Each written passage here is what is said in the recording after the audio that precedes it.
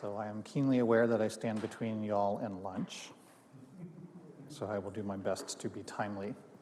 Thanks for attending. My name is Dan Gordon. I am a DevSecOps evangelist at Traceable AI.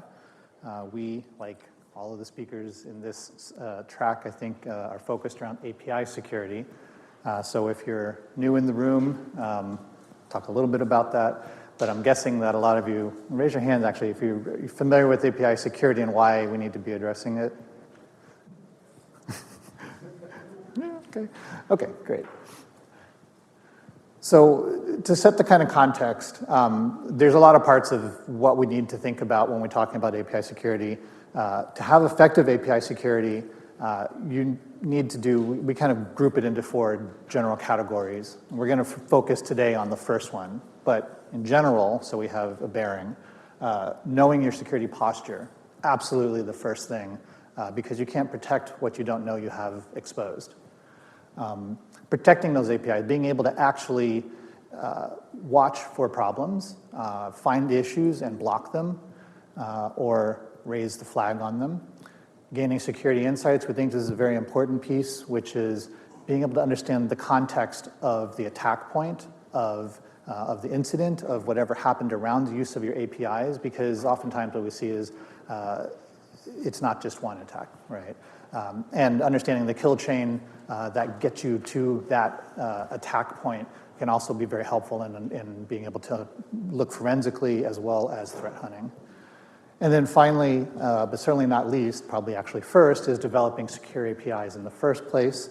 That is talking about, as we've heard and we've always talked about shift left, there's testing that we can and should be doing as early as possible as we have working APIs to make sure that we don't have known vulnerabilities in them, that we're not exposing data that we shouldn't be exposing. But there's another piece of this which is valuable, which is around having that operational, that DevOps loop is an infinity loop for a purpose, right? And that feedback loop is the part that often gets missed. So there's no reason, absolutely, and it's actually very important that we get the SecOps and the security operational data back into the dev space as well so that we can then iterate and get those fixes in. But like I said, enough on the general. What we're going to focus on is the first step on this session, 20 minutes, which is know your security posture. And we phrase that, we like to position that as basically what we call API catalog. Now, API catalog is actually a term from API management in general, and it's often focused around the idea of knowing your assets, understanding what you have, tracking them and making them available so that developers, teams that are using or going to potentially use those assets, those APIs, can find them. So you don't have repeated work. Maybe there's an amount of risk management and change management that goes on there from an API management perspective. However, when we look at this, we also realize that API catalogs have a bigger role that they can and should play with some enhancements to them, which is around the security space. And that's what we'll dig into today. So to set context again, why has API catalogs become such a critical need, right? We've had APIs out there for a long time. And really what it comes down to is with the shift in the way that we develop applications, APIs basically are everywhere, right? Because we're doing cloud native, because we're doing microservices and API-driven architectures, because we're talking to clients, 10 different clients to one backend, APIs have basically, again, everyone knows here, right? What we like to say is, the well-known Mark Andreessen prophesized a while back, software will eat the world. We've all heard that. And really what's clearly already happened is APIs are eating software, right? There's very few pieces of software coming out at this point that are not API-based. And what that means is we've got a lot of APIs out there that need protection. And the thing is that they're growing and they're changing constantly, which means that we have to be able to grow and change constantly with them, with how we watch them and how we manage them. So a catalog or a system that's basically static or doing point-in-time checks of your catalog, of your inventory, is not going to cut it.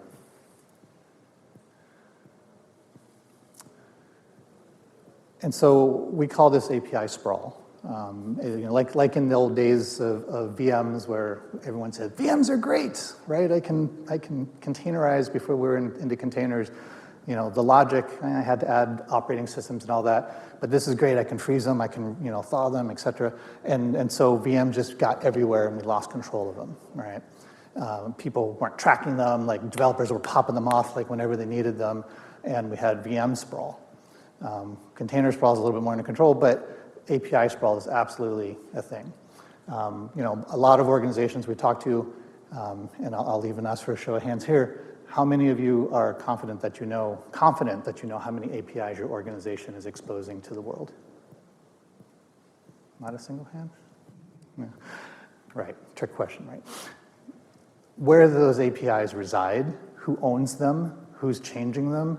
What are those APIs doing, right? Who are they talking to? What sequences are they part of? Who's dependent on them, right? This is all challenges that we have. And really what this means with API sprawl is that we have too much unknown information, unknown exposure, unknown attack surface, and this is high risk. And that's kind of the context of the state we're in. So I already kind of jumped ahead here, but ask yourself this, if you're thinking, hey, do I have a problem I need to solve? Do I have API sprawl, right? Do you know how many APIs you have in your organization? Do you know when new APIs are created and added and what those are talking to? Do you know when they're changed? And which APIs are external facing versus internal facing? And actually, this is the gotcha, right? The ones that are internal facing, do you know when they accidentally or purposely become external facing without redesign and re-authentication or authentication added to them? Because most internal ones, we don't need to do authentication or authorization, right? Because it's internal. It's funny because that harkens back to the days of the network, security, where we had castle moat, and outside was bad and inside was good. We're kind of doing the API version of that now, right? No external connections, no one's using it. Yeah. We have to get better than that. So one of the ways, when you think about how do I tackle this, how do I work with API sprawl and start getting on top of it, first and foremost is the need to have a single source of truth that tracks all your APIs. And this source of truth needs to be automatically discovering your APIs and their new ones, changes, et cetera. And I'll talk about in a minute why. But, well, in general, right, anything that's static these days is not going to be worth much for very long. But we also need to have accurate documentation, right? We've talked about OAS in several sessions here, and that's become a great standard for being able to start documenting our APIs. That's meta, right? That's API as code. Is that right? So, but that documentation is important, right? Because that enables our tools to talk to each other, our individual teams to understand what they've got and they're working with. That enables us to get a sense of what's in the APIs and what's changing in them. And there's different ways to do that, but of course doing it in a standardized way is much better. But we need to have accurate documentation. It's too often that we see developers, again, I think you mentioned it, that they're there to innovate, not set authorization and authentication. If they're not even doing that, they're not doing the security part, they're definitely not doing the documentation part. Or keeping it up to date, right? So that's important. And then understanding how the APIs talk to each other. What are the connectivities? What's the dependency chains? What's the upstream and downstream communications? Because that's when you start getting that context and being able to look over time and understand what's happening and be able to look for patterns and look for anomalies in those patterns that indicate an attack or a compromise. Now, API discovery is challenging for a few reasons. It's important to have as comprehensive as you can discovery.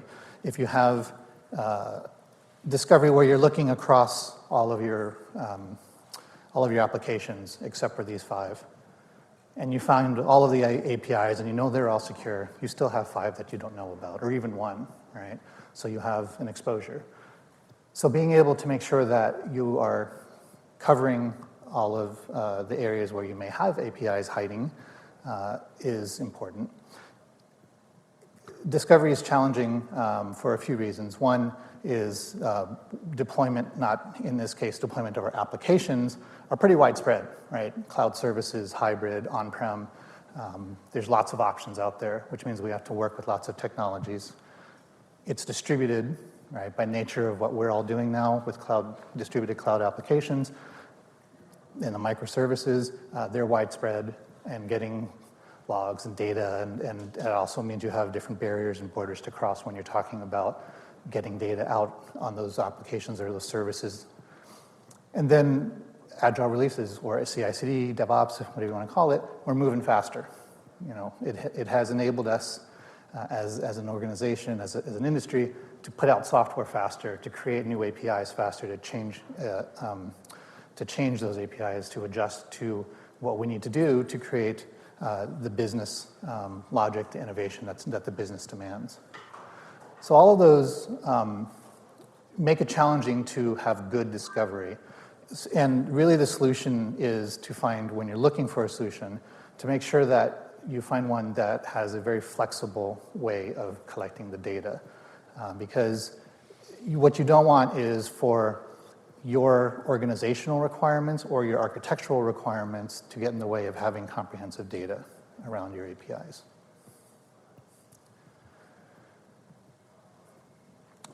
So discovery should include several things. Discovery being that important first part of that first part, right, of the catalog. It needs to be able to automatically discover. I'm going to stand over here because the screen is facing this way. I would not look good. It needs to be able to automatically discover all the API endpoints. We talked about that. Doing this by inspecting traffic is important because we want to understand what's actually out there, right? If we do this by collecting data from our developers, then we have a partial view or a view that we can't guarantee is what's actually on the wire. So runtime and traffic is the only real, that's what's real, right? So that's where we want to collect the data from. A discovery system should be able to group the APIs automatically into the apps, the domains, et cetera, the services that they're part of, because it's easy to end up with thousands of APIs, API endpoints for that matter. And that's a lot for anyone to digest. And so if we can group them, then it makes it more digestible for the security teams and the teams that are using this information. Now, that is,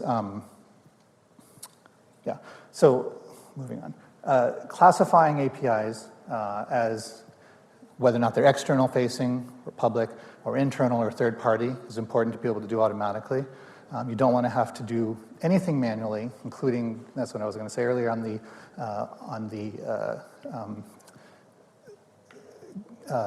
the grouping of APIs as well.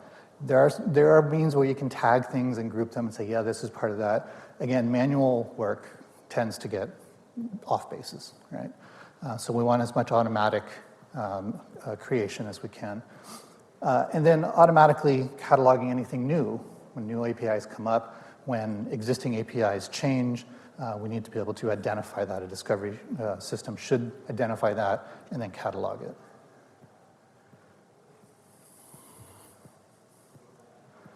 Okay, so that's discovery. That's knowing what we've got out there. But what else should an API catalog solution be able to include to help us with API security?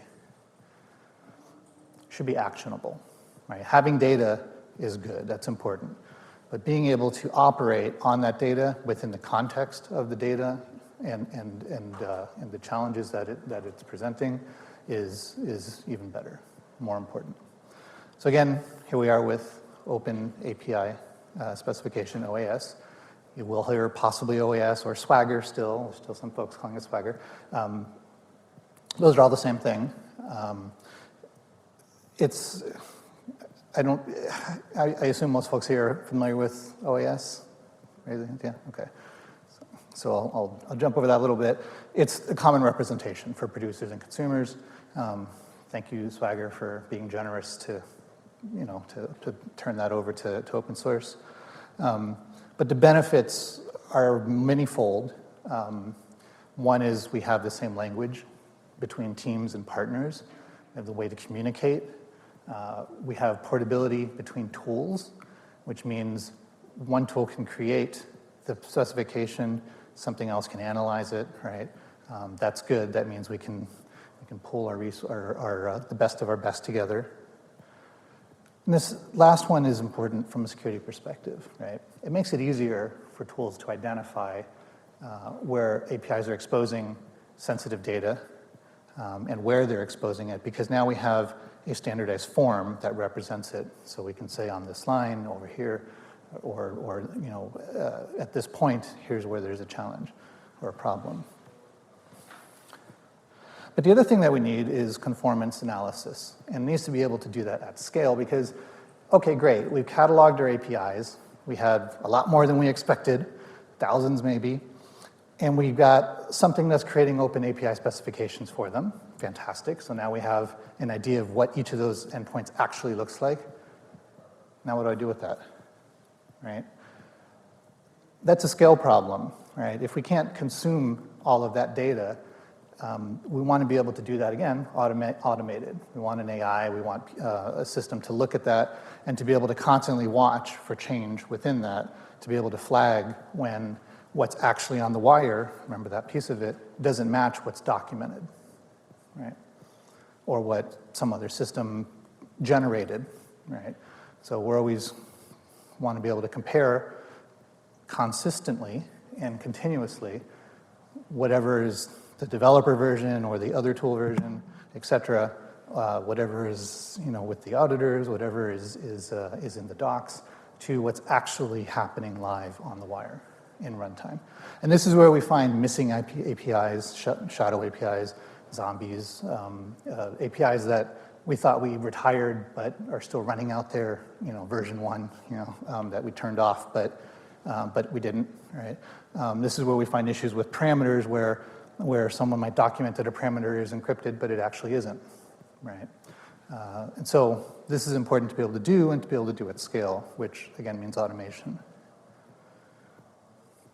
We want to be able to see where there's sensitive data exposure, because again, the purpose of the catalog is to help us understand our risk posture, our security posture with our APIs. Check my clock, sorry. So that means being able to identify and classify sensitive data and be able to take action on it, having workflows that allow you to say, okay, given the types of sensitive data I have, what should I do with it, and how should we handle it? So what this really means is analyze how it's used, right? Once we have this data, we're able to analyze how it's used. We're able to track how it flows from end to end, which APIs are handling it, where does it end up, and track especially where it ends up in places we don't expect it to end up.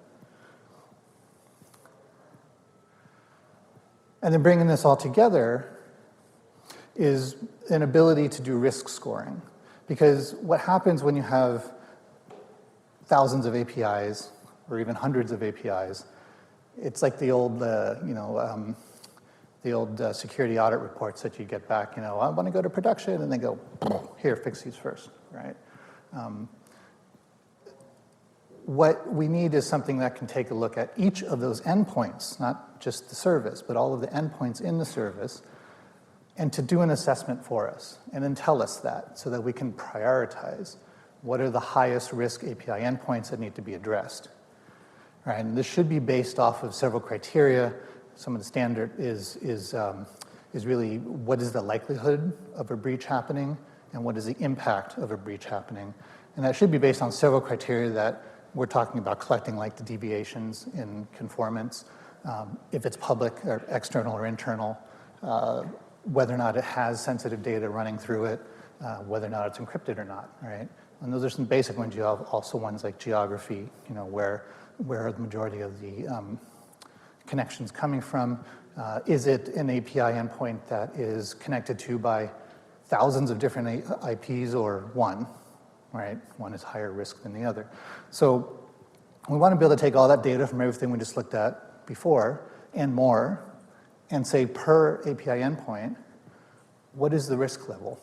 And that's something that's going to change as development happens, as it gets reconfigured, as it gets deployed differently.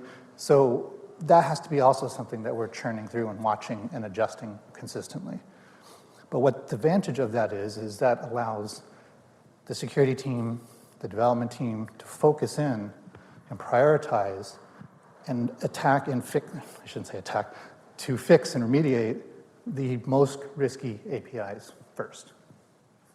And then, of course, the other thing as you dive into the risk score is it gives them the data as well, right? Hey, this is handling sensitive data externally, but isn't encrypted. I know what to fix there, right? It'll tell us also which vulnerabilities. It should also be accounting for vulnerabilities and giving information to how to fix that. So an API catalog of this sort, it becomes very valuable to many different teams. Security teams, because it gives them that comprehensive view of the territory, the attack surface and what they need to protect and what the state is of those. The DevOps teams or the dev teams, because it helps them to address security issues early in the pipeline when it's cheaper, easier, et cetera, because they're going to get feedback from production, but they're also going to get vulnerability information. They're also going to get ranking information of the status of their API endpoints. And then compliance teams, because they're concerned about the data exfiltration. Is the sensitive data being handled properly? And having visibility into that and knowing that that's consistently up to date is very valuable as well. So summarize, and some of these I didn't go into details like the CI/CD integration, but we can certainly talk about them otherwise.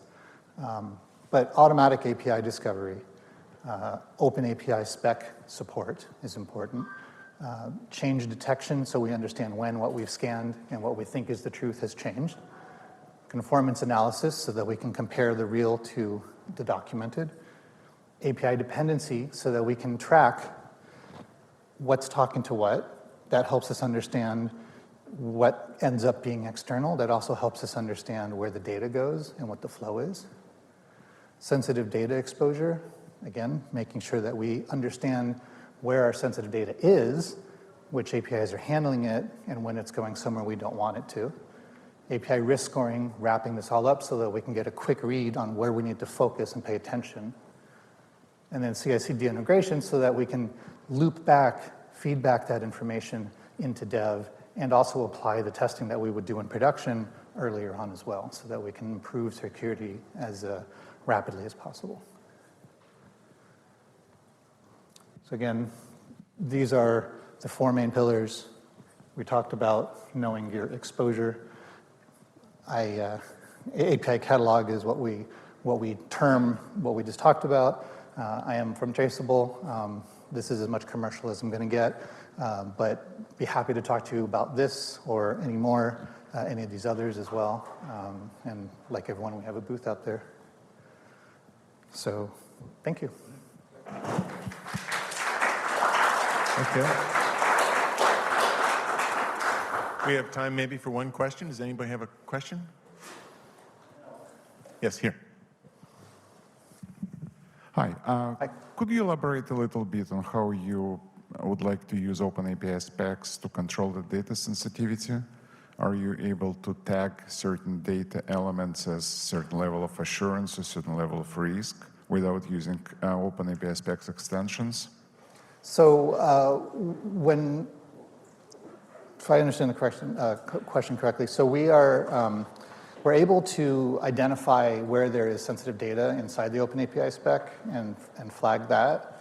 We're not doing, we are doing scans of it, et cetera, so to look for vulnerabilities and whatnot of misconfigurations, but we're not doing anything beyond that at this point. So And then so we're generating the spec, and then it can be exported to other tools, and you can also then import your spec. No, that's when the conformance management happens. So.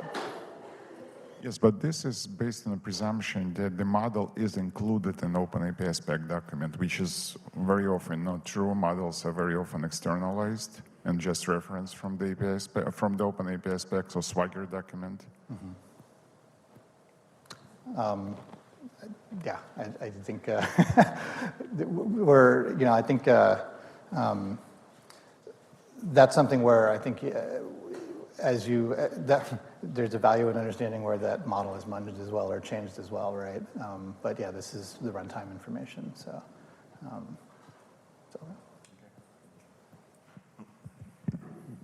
Any other questions? Okay, thank you very much. Thank you, Dan.